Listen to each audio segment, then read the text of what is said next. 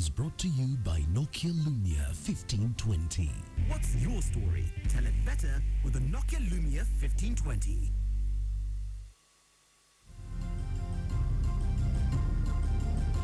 Good evening, I'm Jeff Koinange, and this is Jeff Koinange Live. Remember the line in the film Apollo 13? Houston, we have a problem. Well, the president a few days ago said just about the same thing. We have a problem, a bloated government where recurring revenue is something like 500 billion shillings. It's not sustainable. And he decided to take a pay cut. 20%, as did his deputy. The cabinet secretaries went for 10%. A noble gesture, you might ask? That's simply a drop in the bucket. Houston, we have a problem. Tonight, we're going to try and get some solutions, and we have the best tag team in television. You're going to enjoy this one, but you're also going to need a dictionary and a thesaurus and Wikipedia and anything else you can get, because my guests know what they're talking about. It is time to ask the hard questions. It is time for Jeff Koinange Live.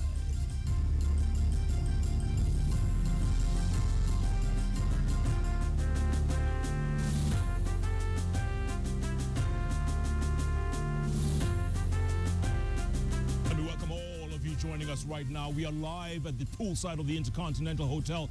And yes, we can talk all day until the cows come home. But no doubt, it is time to stop talking the talk and start walking the walk. Right next to me, a man who needs very little introduction. He's a publishing editor, he's a journalist, he's a political analyst, and yes, he's an expert in Greek mythology. Barrack, with the 2 R's, Muluka. Right on the far end, folks. This is where the dictionary will be required. And the thesaurus and all those books to get meanings to the words he talks about. But I tell you, he is passionate in everything he does and says. Dr. PLO Lumumba. My hashtag, at Koinange Jeff. Barrack's is at Barrack Muluka. The hashtag is JKL.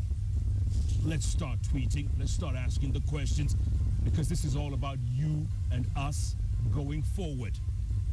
Time to stop talking the talk. Gentlemen, welcome to the program. Thank you, Jeff. Thanks, Jeff. Look, let me start with a question may be unfair, but I'm going to ask it anyway. The last administration we had, the last government, was a coalition government, which was coupled together after the post-election violence. One thing we had in there was like 42 ministries. We had about 100 assistant ministers and PSs. I mean, it was ridiculously bloated. This administration, 18 ministries. We thought, we imagined, we hoped that at least there will be a drastic reduction in wages. That hasn't happened, Barrack. What did we go wrong? No, it hasn't happened because I think first and foremost, the change we have seen at the top is just that cosmetic, that the superstructure and the substructure, they remain essentially the same, that all the departments that you had are still there. Sometimes you've got as many as 5, 6 people doing what one person should be doing. And then, of course, we have got devolution, which we did not have at that time. And I do think that we haven't quite thought through the architecture of the devolution that we do have, and that when you go to the devolved government, and which is a good thing, let's get this right, that essentially nothing wrong with the devolution per se, that the entire world, really where it's functional, is devolved. India is devolved. France is devolved. Germany is devolved. The United States is devolved. The United Kingdom is devolved. But there is something to their architecture that we do not have here, and that that has also added to the baggage and the burden that we do have. And yeah, PLO, let me ask you this. Did nobody read the Constitution? Did people not realize that, yes, there will be people, there will be positions that have to be filled, but we needed to cut the fat, and we didn't? You know, Jeff, the mistake that we made is that we played politics with the Constitution. If you look at the original proposals, we said that devolution was a good thing. But when the political class met in Naivasha and took the view that we needed 47 counties and took the view that we needed to have 300-odd parliamentary positions and took the view that we would nominate 400 MCAs and took the view that we would replicate 47 governments and took the view that we would restructure rather than abolish provincial administration, we committed the original sin. And having committed that sin, we are now in a situation where the chicken are coming home to roost. And the president, with whom the buck stops, wants to solve a fundamental problem, a cancerous problem, but the solution he's prescribing is a band-aid solution. You cannot water the desert with a teaspoon. And what we are saying is that going forward, the president must answer fundamental questions and must prescribe fundamental things as the solution to the problem that we have. And there are prescriptions. As early as 2001, the Institute of Economic Affairs, in their publication Kenya at Crossroads, had already identified what needs to be done. We know what needs to be done, but we are not confronting the Barrack, you agree with that? I mean, what PLO says, you cannot water a desert with a teaspoon. I mean, a 20% pay cut. I mean, come on, it's ridiculous. The gesture is noble, but where's it going to go? Let's treat it as a starting point, because I don't think we should rubbish everything. No, we are not rubbishing it. We shouldn't rubbish it. We should say it is a step in the right direction, but it's too little. That when we talk about 20%, if we want to go with the 20% as the magic figure, then let it cut across the board. That if we talk about the president, for example, taking a 20% wage cut, he should look around himself and ask, where else are public funds being spent on me and or around me, where that 20% magic figure could also come to play? That in terms of entertainment, for example, I assume that there must be an entertainment vote at State House or in the office of the president. Can it also enjoy a 20% reduction? That if we talk about motoring and traveling around, that perhaps the only area that needs to be left intact would perhaps be that of security. But everywhere else, then let's look at the bloated establishment that we know people have been appointed because it's politically expedient. Yeah. And travel as well. The travel that these people do, that's a huge expense, isn't it? Absolutely. And we see these helicopters all over the place. That we have forgotten that there ever was any other mode of traveling. Governors have also tagged on. They are now also airborne virtually all the time. Yeah. That we are spending excessive amounts of money for people's comfort. Absolutely. And PLO even travel abroad. They go with big teams. They stay in 5-6-star hotels. They get ridiculous per diems. And Jeff, the tragedy is that they choose the farthest destination. There is now a team of governors. I know that the USAID is underwriting some of the costs. They are going to the United States to learn how to farm cotton. KARI, Kenya Agriculture Institute, has all the evidence, has all we need, and they could go to Tanzania. Come on. So that there is a sense in which one cannot even begin to understand how we think. And I can't agree with Barrack more that the president may have made a useful salutary gesture. But if we go with the salary alone, the saving in a year will be no more than 2.4 million. But if we targeted the critical issues, number one, reduce the size of the motorcade. Number two, ask ourselves whether we need all the state lodges or they could be converted into something else. Ask himself whether all the staff around him could be reduced. And we go to the ministers. Each of the ministers now has 2 bodyguards and a chase car. Can we reduce that? Can we then reduce the expenditure of the secretaries? Let us go to the governors. A governor moves with 2 bodyguards and a chase car. Do we need all that? And remember that this is the most expensive government in the world relative to our GDP. with 47 devolved units. South Africa, from whom we borrowed this architecture, has only 9 premiers. We have 47 governors. There are many things that can be done. And I have a problem with my good friend Sarah Serem's commission. He calls us, spends millions to ask us to discuss the salaries. She has experts in universities.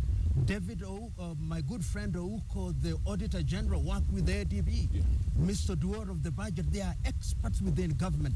Let them be used. Let us stop this creation of committees. We now have a committee in Nairobi to ask us how to decongest traffic. They told us they would decongest traffic. Come on. They are experts at the university. When there is Westgate, there is a committee to ask us whether we should revive Westgate. Yeah. You know, some of these scatterbrain schemes, and we must call them what they are. Correct. Must stop, and the president must come out, and the country will support him. And even the say committees. this nonsense must stop. Correct, because the committees now have committees. Of course. Let me give you guys an example I heard the other day. India holding elections in the next few days, right? 800 million people are going to the polls in India. 800 million, 20 times Kenya's population. They have an electoral commission that's equivalent to our IEBC, with 3 people on the electoral commission for 80 million people. Here we have committees and subcommittees and even further committees, and they still can't get the job right. Elite factionalism. Elite factionalism. What do I mean? That each time people are appointed to any authority, to anybody, we start looking around the people, the faces, the names that we are saying is our tribe included, who is representing us there, that we cannot have an independent electoral and boundaries commission. That the name which they've been given is a misnomer. It doesn't mean anything because you are there being sponsored by somebody to deliver a certain kind of expected outcome. So you have got this IEBC, and then remember that they are not just here in Nairobi, they are all over the country, basically doing nothing. Doing nothing but earning a daily per diem. Absolutely. And that per diem is ridiculous, sometimes 50, 70,000 shillings a sitting. But Come Jeff, on, Jeff, they still have a salary. are you surprised when we choose to define our country by using terms such as a loaf of bread, an antelope, a cake? We think that our country is something to be consumed, not a motherland to be protected. And what we must tell the president, we don't want to be individuals who sit at your bench and merely complain. We are patriots of this country, and what we are telling our president is, this is the time to make certain painful decisions. And what we want to hear from you are clearly well thought out solutions. Stop this idea of committees. Stop this idea of having people consulting us. Stop this idea of listening to people who don't know what they are talking about. Universities in this country, departments of economics at the University of Nairobi, other universities, have experts who have written PhDs in this thing. You go to Treasury, they are some of the best minds in this country. And issues relating to salaries in this country have been researched. Barrack will tell you that. Use those, and the problems of this country will be solved. But if we pander to populism, if we want to do that which pleases individuals, then let me tell you, Thomas Jefferson once said, in matters of style, go with the flow. But in matters of principle, stand firm like a rock. Stand like a rock. Telling our president to do so. And that's where I don't agree with the effort to rubbish this gesture. I've said elsewhere that what the president did say at the start of this week was like blowing the whistle to indicate that the march has begun.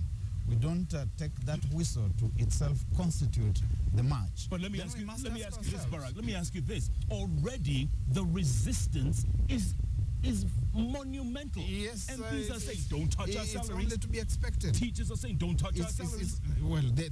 And again, here we have to be very careful, because when we talk about the public service, it's not as if everybody is enjoying these grotesque parasites and packages. That there are people on the same payroll getting $1 million plus. On the same payroll, there are people getting 15,000 shillings. That there are people who have got a domestic allowance of 80,000 shillings, of course, which never gets to the domestic, To the domestic domain. Correct. Okay? Yeah. That needs to be addressed. But then I expect that the president and the people he's working with, because the cabinet is beholden to this, that they are going to address the cancerous problem of corruption. That indeed is where this whole thing begins. And I'm afraid that since this presidency began about a year ago, there's been scandal after scandal, one after the other, and that it doesn't matter eventually that you plug all these loopholes. If you have opened the floodgates of corruption, then you are not solving anything. But we want to challenge him. I think that our attitude should be one of giving the president and his deputy and the cabinet the benefit of the doubt. Okay, let me ask you this. PLO, I know you want to say something, but let me just put a point here. And you know, you're giving him the benefit of the doubt, okay? Let's go to the laptop project for one. There was a huge outcry from everybody and their mothers about shelving this thing for now. We know it was an election promise. We know it sounded good on paper. But the laptop project just didn't make sense. And he insisted, and his deputy insisted, and the government insisted. Look what happened today. They've shelved it, or they've killed it for now. They said it's going to take another 45 days to retender the whole thing because the company that got the tender wasn't qualified to get it. You know, Come Jeff, on, save Jeff, 25, 26, 30 billion. What I expected after Mount Kenya was the president to call an urgent session of parliament to address the joint houses of parliament and to address the country on the question of the economy and his agenda for revival of this economy. And that would have entailed, among other things, to address the question of the laptop. That upon re-examination and being cognizant that this was an election promise, he now realizes that this economy cannot afford it. And what I'm prescribing is that in all the schools in the next 2 years, we are going to create computer labs. That after that, we shall re-examine the viability of laptops. I would expect my president to say the railways, the light gauge railway system is also a good thing, but we are re-examining it with a view to working on the questions of finance. And that therefore I want to give you my economic revival program going forward, so that what you say is salutary would be understood in that context. But my president chose to blow the whistle, and he is receiving the flag because the iceberg cannot be seen. So I expect it's not too late in the day. I expect my president to summon parliament and to address the nation on a comprehensive economic recovery program. Yeah. And he states his case. And real quick, Barrack, maybe with this laptop project, someone stood to profit from it. There were some people waiting in the wings to eat from this project, and now they're not going to be very happy, are they?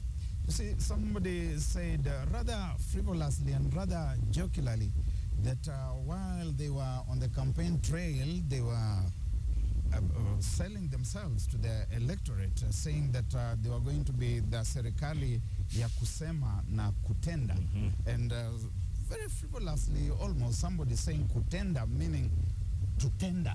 To tender. Yes. Tender. Kandarasi. Kandarasi. Yeah? Serikali ya tender. Yeah. And you see that this is it. Gentlemen. And they need to move away from They that. need to. Gentlemen, I want to talk more about that after the break. And also, let me ask you this question going into the break. If ODM elections had gone successfully and flawlessly, who would be holding the upper cards right now? Who would be smiling all the way? But I know Barrack has something to say about it, and I'll have something. As PLO always says, never miss an opportunity To miss an opportunity. Thank you. Keep tweeting. Tell us your solutions at Koinange Jeff, at Barrack Muluka. Tell us your solution. The hashtag is JKL. Maybe you have an answer to this mess we've gotten ourselves in. In the meantime, Jeff Koinange Live takes its first break. We'll be back in a moment with the best tag team in television. Back in a moment.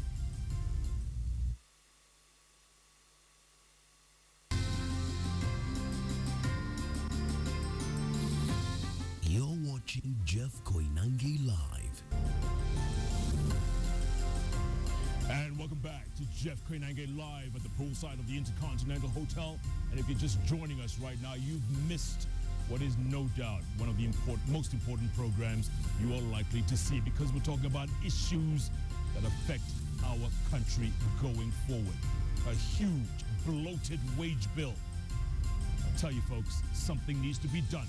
When PLO Lumumba and Barrack Muluka show up, you know we mean business. So keep tweeting or SMSing. The SMS line is 22155. My Twitter handle is @Koinange Jeff. Barrack's is B Muluka, @B Muluka. There you go, @B Muluka. PLO is still analog, but he's coming around soon. Still Speaking analog. of tweets, gentlemen, I'll get to the ODM question in a moment, but I have a tweet from Liech Oyengo. Now he says, should we retrench, downsize the deadwoods, ghost workers, dinosaurs, and square pegs in round holes? Barrack? Retrenchment is normal. I've heard some people say things to the effect that, the president should not have spoken the way he did at KICC, that, he has no authority to do that. Look, whoever owns the payroll has got the moral high ground to bring the people together and say it is bad. Ladies and gentlemen, it is bad. What are we going to do about it? But I think it should not stop there, that it needs to go beyond that. At some point, you have to look at the establishment.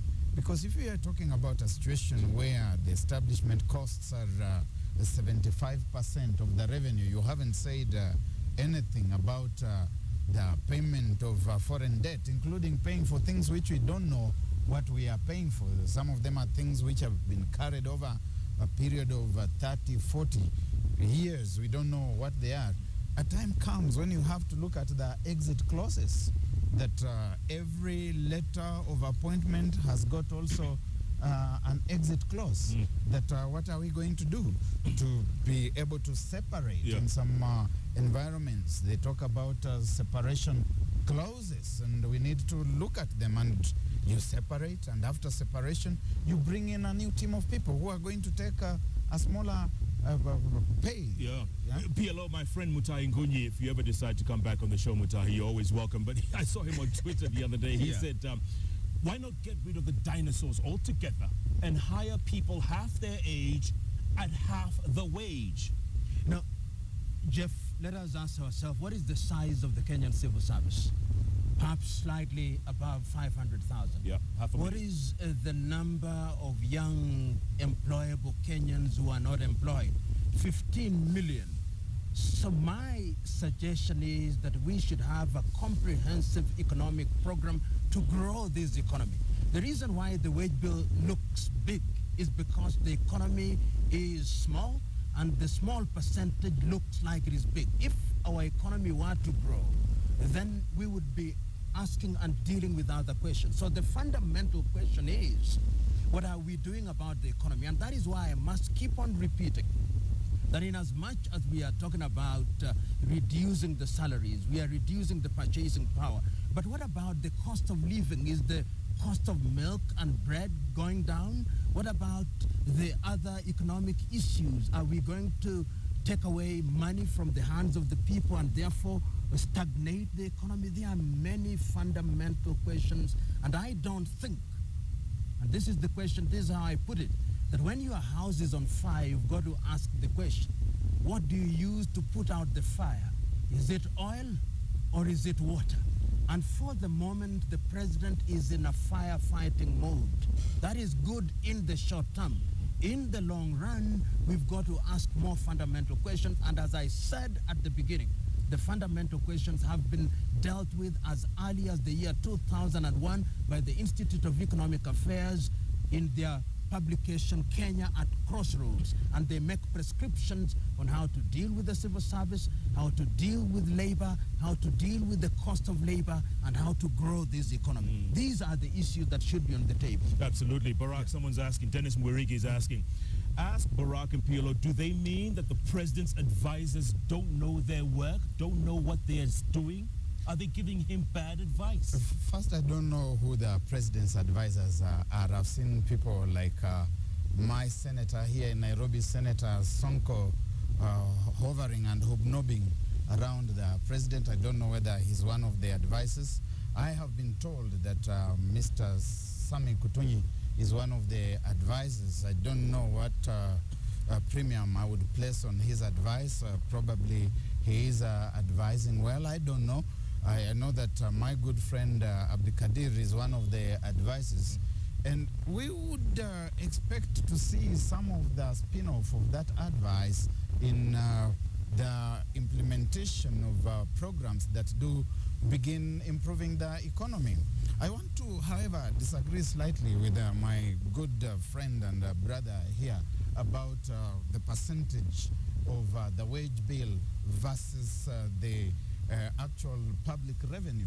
That it's not just a question of percentages. That if we talk about real term, that we take the pay pack of, say, a cabinet secretary in this country, we take the pay pack of the president in this country in real terms and compare those pay packs to the pay packs of other people in similar positions elsewhere in the world, that we are actually people who are paying the highest possible figures anywhere in the world.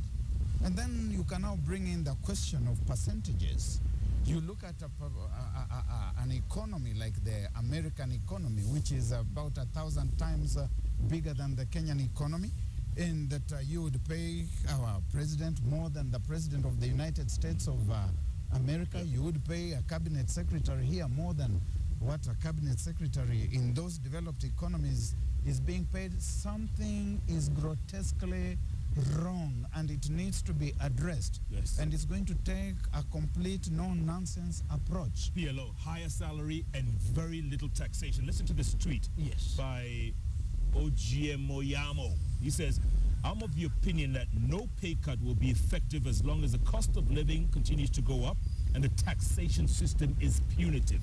Can you imagine MPs arguing about being taxed on their salaries? No, I can't. In fact, Barrack, we don't disagree. We agree. We agree on the fact that our politician today in Kenya, politics is not about service. If you want to get rich quickly, you go into our politics, then you have the CDF, you have all these funds which are at your disposal, and our parliamentarians and members of parliamentarians and cabinet ministers, relative to our GDP, are receiving obnoxious salaries. But I'm saying that this is only the tip of the iceberg that should be addressed. But I'm looking at more fundamental issues that going forward, look at the expansion that we have had in quasi-public bodies. Look at the number of public universities that we had during President Kibaki's tenure. Look at all these parastatals that we had, including Kenyatta International Conference is a parastatal. These are some of the things that we do that don't make sense. And the fundamental debate that we want to run away from. Why should we have 47 counties and 47 governors? Shouldn't we have no more than 14 governors? Shouldn't we have smaller governments in our regions? This is something that we are running away from, but we must come back to it. And I keep on coming to this.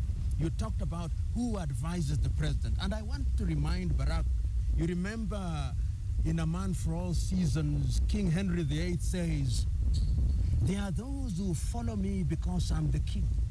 There are those who follow me because I'm their lion and they are jackals with sharp teeth and they want to get meat from me. Then there are those who follow me because they follow anything that moves. And then there are those who follow me because they have substance. The president may be receiving advice from those who do not mean well for him.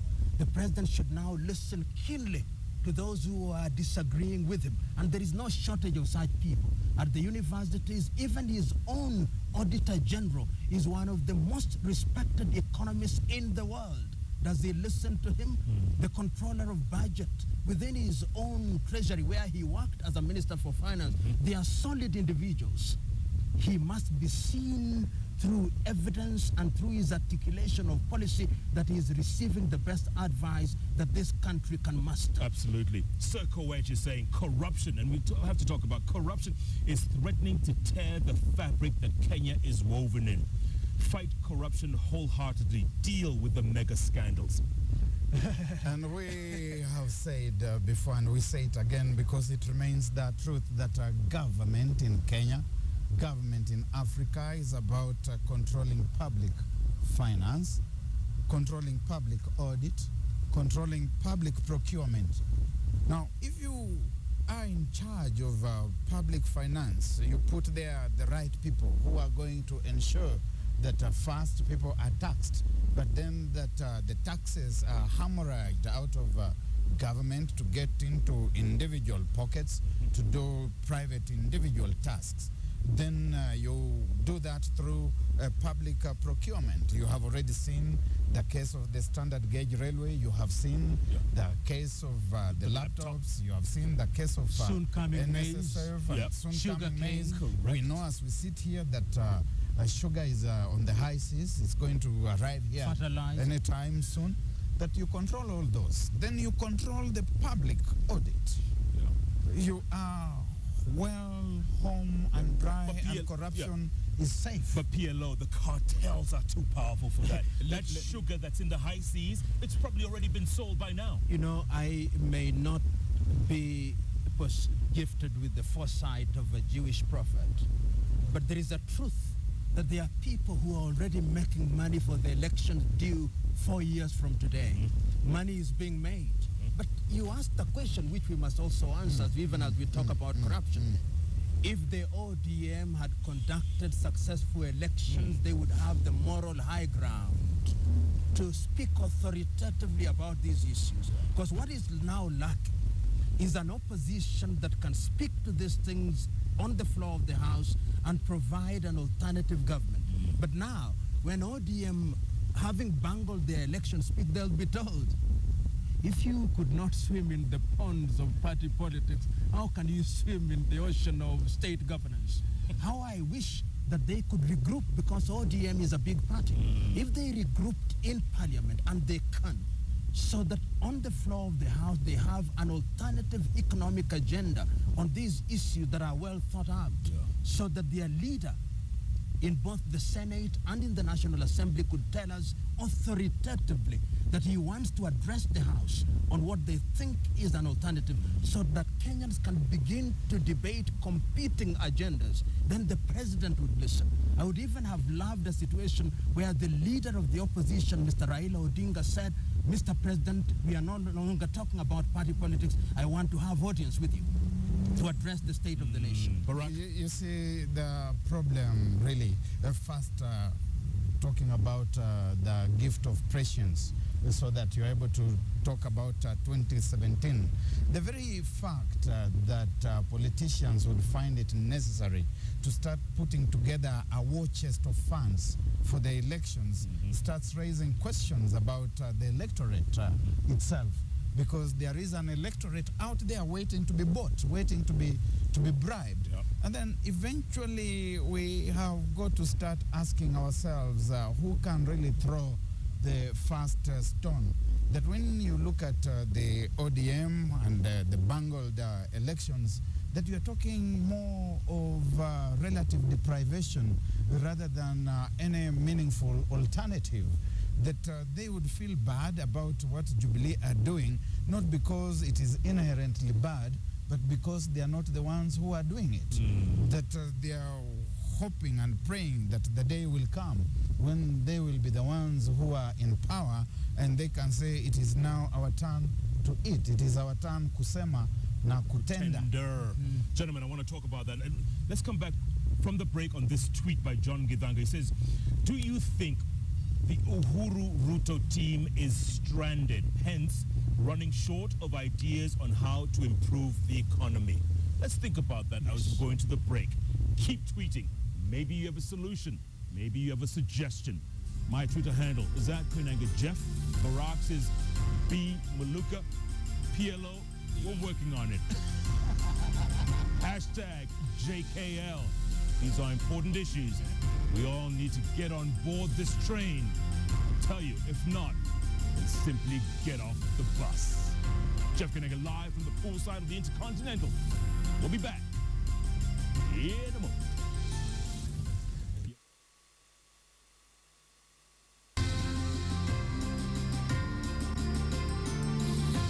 You're watching Jeff Koinange Live.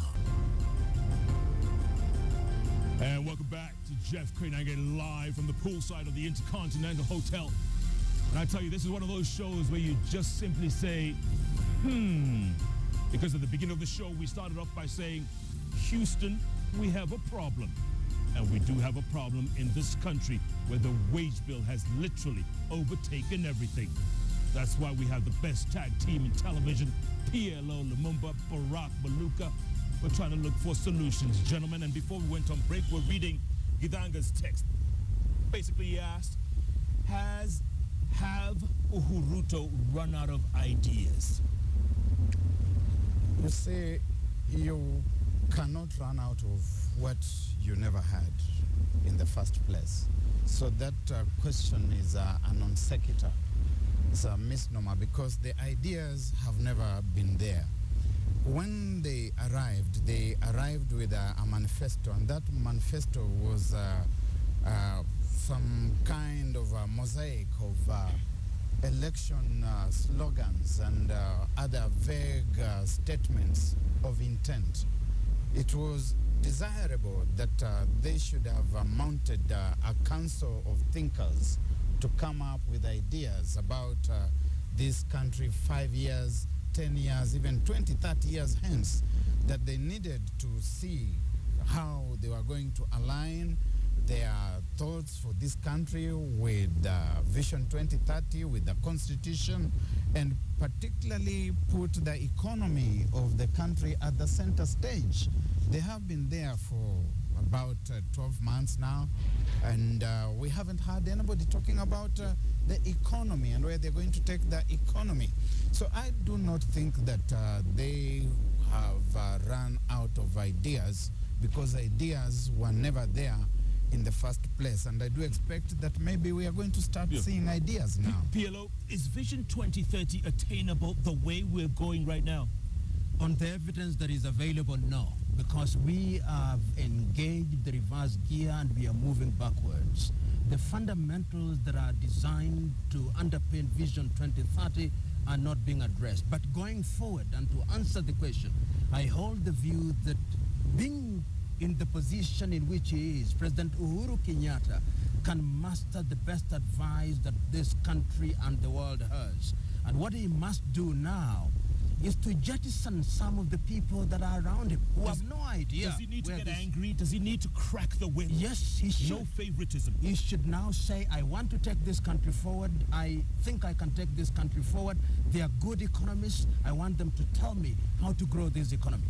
I want them to tell me how I can deal with the macro and microeconomic issues. I want to move this country to be the leader in the East African region. I want to grow agriculture. I want to grow the private sector. And there is no shortage of such individuals in the private sector, within government, in institutions of higher learning. And if they are brought together, then this country will begin to see on the basis of evidence. You don't tell us. A mango does not tell us that it's a mango. We see the fruit, and when we we know, taste behold, it, we know we are eating this a is mango. a mango. And this is what we want to see from President Kenyatta, to be presidential. And that is the quarrel that I have with the salary thing, which I like. He was telling the world, this is what I think should happen. But as like I say, going forward, and you talked about solutions, what are the things that President Kenyatta must now do? President Kenyatta must now retreat with the head of the central bank, with the economic gurus in his government, with his cabinet, and close themselves up at State House Nairobi or Sagana Lodge and invite experts and write down, this is what will grow this economy. After he has finished that task and tested it amongst senior and leading economists, he then has a program of action which will share with the legislators, the people's representatives, to have the people's buy-in. Once that has been endorsed, then it is cascaded down to the counties so that there is no disharmony in implementation, and tell the country that we are going to make certain painful decisions. We have malaria, and the last time I checked, you take quinine, and quinine is bitter, and then you'll be cured. Barrack, in the meantime, teachers, doctors, university vice chancellors, everyone and their mother wants to go on strike. Yes, so we must also accept that while we are talking about grotesque pay packs, that there are people who cannot be said to be earning a wage that can sustain life. That if you talk about a university professor getting 80,000 Kenya shillings, that is, as we said, what the members of parliament here are given to take home to the domestic worker, and which, as we said, never gets there. We need a proper salary rationalization arrangement in the country. That it's actually scandalous for Sarah Serem to tell us that she takes 50,000 shillings as her sitting allowance, and that she's going to surrender 10,000 shillings from that. I think that's insolence. But I think that what we require is a thoroughbred reform agenda. That this president must get very serious, and he must say that when I made those pronouncements, I was just pointing the way ahead. That over and above the people that PLO has spoken about here, and he was himself director of the Kenya Anti-Corruption Commission. When they bundled him out, unfortunately, he's tribeless. He's tribeless, so we didn't see any tribal squad coming out to stand up for him. But that commission must also start biting. We want to see big guys, big thieves who have stolen and who are stealing being jailed. And that once we start seeing such things happening, we can start seeing the economy beginning to... PLO, we've never seen that happen. In 20 years... It cannot happen because people don't understand. The role of the Anti-Corruption Commission is to investigate. The prosecution is undertaken by a different body. And in fact, I remember some of the thieves whom we were recommended should be prosecuted said, we want to be taken to court because once we get to court, we'll corrupt the magistrates anyway. So the country must go on a different trajectory. Even the population. Who do we elect? Some of the people who are now senators are thieves, and I know them. Some of the MPs that they elected are thieves, and the only reason they elected them is because they had stolen enough money. And they passed the integrity test, Chapter 6. They passed that. Yes, because you buy your way through these things. And you know, the country is rotten. When we talk about corruption, the country is rotten to the bone marrow. That mwananchi, whom we call mwananchi wa kawaida, he'll tell you, go away, you idiot. If you're not bringing money here, you have already lost the election. Absolutely. That you will be summoned to the church, and the holy man of God will greet you with a supported hand because you have brought money. Before we address this, before the ethical and moral pillars of this society join in the fight against theft, which we euphemize as corruption, we're going nowhere. And Barrack, I want to just butt in on that. President Kenyatta is on record as saying that there are cartels in his office. And they must be known by name. I would have loved to see President Kenyatta say, these are the members of those cartels. They can no longer work in my office. Since he mentioned those cartels, I've not seen anybody go home. He should follow through. Yes. Name them. Name them and shame them and send them home. Thieves are known by name and by face. And if you are the president and you are saying that they are thieves in State House, they are not holding you hostage. Unless they are holding you hostage, you must come out and say who they are. Call them by name and let them come here at William Mutunga's. Let them face justice and let them go to committee maximum security. There you go. PLO, if you were to recommend one thing that hasn't been spoken about the last few days when everyone's been shouting from the mountaintops, one thing to the president about about turning this Titanic around so we don't slam into that giant iceberg? What would it be? I would tell the president, identify your economic agenda as the improvement of the economy of this country. Identify that, align it with Vision 2030, and address that and have a comprehensive agenda on how you want to achieve that. The details we cannot give in this program. The details will come from the experts, and follow that agenda with the delicacy of a sleepwalker, with the dedication of a missionary, and with the zeal of those who love their country's patriots. It can be done. There are many examples. That is what he should do, and he should himself lead by example. Barrack, one thing. That over and above what my brother has said, and which I agree with entirely, that don't we need to look at the architecture of devolved government in this country? That don't we need to look at the functioning of devolved government in this country? Because it does appear that devolution, as we have gotten into it, has been devolution of some of the worst habits and practices that we have had at the center. And that if we continue that way, we are going to crash. That eventually we must ask ourselves whether we are not going to flesh off the fat and end up with a government that is truly lean and mean, that future generations can look at and say, we did a good job. Beth Israel says, getting our economy at the tiger level is not rocket science. Put business people like Vimal Shah and Manu Chandaria in the budget. PLO, can we ever get to that tiger level? No, we have the potential, but potential and reality are two different things. What we must do, we can't get there. Remember that even as we speak now, our economy is the largest economy in East Africa. The fundamentals are there. What we need to do is to eliminate some of the dead weight that is holding us back. And the president can do it. And Barrack has said it very well, to ask the difficult questions and pose them. You remember in the United Kingdom when Margaret Thatcher came to government, what she said, we want to go back to the basics. And John Major said the same thing. We have seen that coming to Africa in Botswana. We have seen that in Mauritius. We have seen that in the Seychelles.